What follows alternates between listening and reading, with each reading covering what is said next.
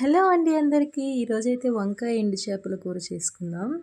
నా దగ్గర అయితే ఉన్న ఎండు చేపలు ఇదనమాట. దీన్ని తెలుగులో కానా కచ్చాలంటారు. ముందు తోక, తల కట్ చేసి ఒక చేపని 2 ముక్కలుగా చేసుకున్నాను. అలాగే స్టవ్ మీద ఆల్రెడీ హాట్ వాటర్ పెట్టుకున్నానమాట ఎండు చేపలు వేసుకోవడానికి. ఇలా ఎండు చేపల ముక్కలన్నీ కట్ చేసుకున్నవన్నీ ఆ హాట్ వాటర్లో వేసేసుకున్నాను.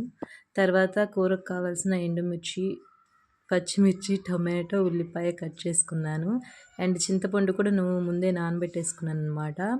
ఇలాగా ఎండు చేప మీద ఉన్న నీసు పోవాలంటే ఇలా హాట్ వాటర్లో కొంచెం సేపు నానబెట్టి అండ్ మనం చేత్తో ఇలా అంటే చాలు, దాని మీద ఉన్న నీసు అంతా పోతుంది. మనకి కర్రీ తినేటప్పుడు అంత స్మెల్ అనేది రాదనమాట. ఇలా నేనైతే అన్నిటికి ఉన్న నీసు తీసేసాను.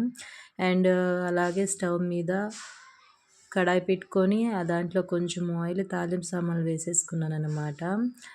తాలింపు సామాన్లు వేగిన టైంకి మనం కొంచెం కరివేపాకు కూడా వేసేసుకున్నాను. కరివేపాకు వేగిన తర్వాత కావాల్సిన పచ్చిమిర్చి కూడా వేసేసుకున్నాను నేను. అలాగే పచ్చిమిర్చి వేగిన తర్వాత కావాల్సిన కోసి పెట్టుకున్న ఆనియన్ కూడా వేసేసుకున్నాను. కొంచెం సేపు అలా కలబెట్టి, నేనైతే ఆనియన్ వేసినప్పుడు ఆనియన్స్ త్వరగా వేగాలని చెప్పి కొంచెం ఉప్పు వేస్తానన్నమాట. ఉప్పు ఉంటే ఉప్పు, సాల్ట్ ఉంటే సాల్ట్. ఎందుకంటే ఆ ఉప్పు వేస్తే ఆనియన్స్ అనేది త్వరగా వేగుతాయి. ఈ టిప్ చాలామందికి తెలిసే ఉంటుంది. నేను కూడా అదే టిప్ ఫాలో అవుతానన్నమాట.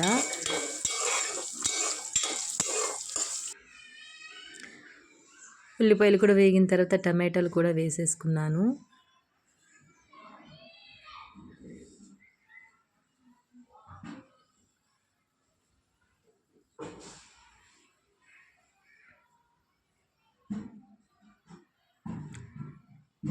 టమాటాలు వేగేలోపు నేనైతే వంకాయలు కోసుకోవడానికి అన్నీ ప్రిపేర్ చేసి పెట్టుకున్నాను అనమాట. నాకు కావాల్సిన వంకాయలు తీసుకొని అండ్ ఒక బౌల్లో కొంచెం వాటర్లో ఉప్పు వేసి పెట్టుకున్నాను. సో దట్ కోసిన ముక్కల్ని దాంట్లో వేసుకోవడానికి. తర్వాత టమోటా కూడా ఉడికిపోయింది కాబట్టి నేను కట్ చేసుకున్న వంకాయలను కూడా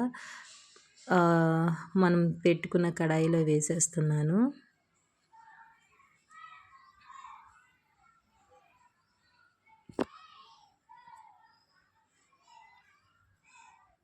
వేసేసిన తర్వాత మంచిగా కలుపుకున్నాను అనమాట.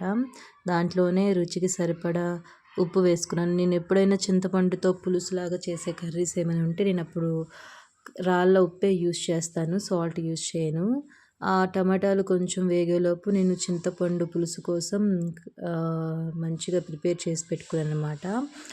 వంకాయలు కూడా వేగిన తర్వాత దాంట్లో కొంచెం పసుపు అండ్ రుచికి సరిపడా కారం కూడా వేసేస్తున్నాను.